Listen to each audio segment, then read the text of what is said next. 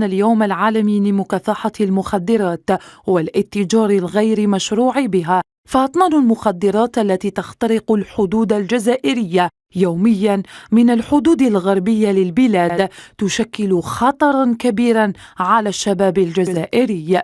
فكل التقارير تفيد بأن المغرب هو من يتعمد إغراق الجزائر بمئات الأطنان من السموم، حيث تجاوزت الكميات المحجوزة 800 طن من المخدرات خلال 9 سنوات، وتورط حوالي 145 ألف شخص، من بينهم 1279 أجنبي، في قضايا التهريب والاتجار فيها، في حين أن ما يتم تداوله وتهريبه عبر الحدود في الواقع يفوق بكثير النسب المعلن عنها سابقا بعد الانتشار الهائل لها في المدارس والجامعات والأحياء الشعبية.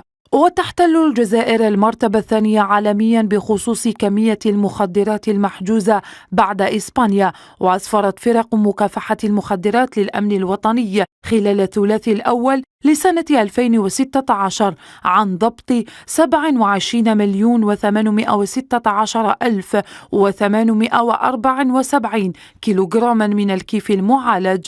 كما أعلن ديوان الأمم المتحدة للمخدرات والجريمة أن المملكة المغربية تبقى المنتج والممول الرئيسي في العالم لمادة الحشيش القنب الهندي لتصديرها إلى الأسواق الأوروبية والإفريقية بصفة خاصة، مما أصبح يهدد جيرانها بشكل مباشر وتشكل خطرا على الأمن القومي.